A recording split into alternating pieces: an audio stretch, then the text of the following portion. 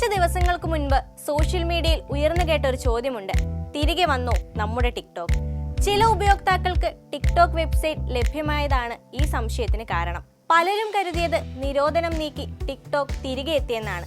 യഥാർത്ഥത്തിൽ വീഡിയോകൾ കാണാനോ ലോഗിൻ ചെയ്യാനോ പലർക്കും സാധിച്ചില്ല. പല ഉപയോക്താക്കൾക്കും ടിക്ടോക്ക് വെബ്സൈറ്റിന്റെ ഹോം പേജ് മാത്രമേ ആക്സസ് ചെയ്യാൻ കഴിഞ്ഞുള്ളൂ.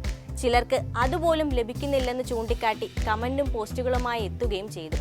അങ്ങനെ ആകെ ഒരു ബഹളമായി.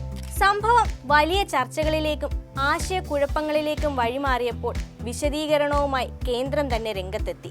വാർത്തകളെല്ലാം തെറ്റിദ്ധരിപ്പിക്കുന്നതാണെന്നും ഇന്ത്യൻ സർക്കാർ ടിക്ടോക്കിന് നിരോധനം നീക്കിയതായി ഒരു ഉത്തരവും പുറപ്പെടുവിച്ചിട്ടില്ലെന്നും വ്യക്തമാക്കി.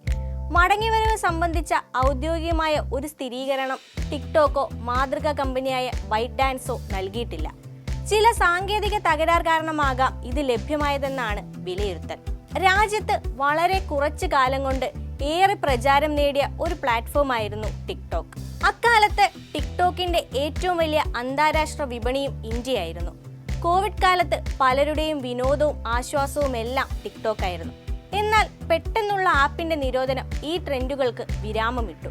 2020 രാജ്യത്തിന്റെ സുരക്ഷയ്ക്ക് ഭീഷണിയെന്ന് ചൂണ്ടിക്കാട്ടി ടിക്ടോക്ക് ഉൾപ്പെടെ 59 ചൈനീസ് ആപ്ലിക്കേഷനുകളെ കേന്ദ്ര സർക്കാർ നിരോധിക്കുന്നത്.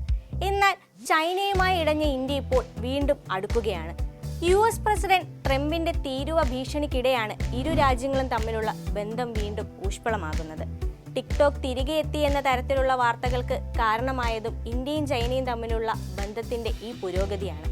എന്തായാലും ഇന്ത്യയും ചൈനയും വീണ്ടും സൗഹൃദ വഴിയിൽ തിരിച്ചെത്തുമ്പോൾ ഇത് ടിക്ടോക്കിന്റെ മടങ്ങിവരവിന് കാരണമാകുമോ എന്നത് കണ്ടറിയണം.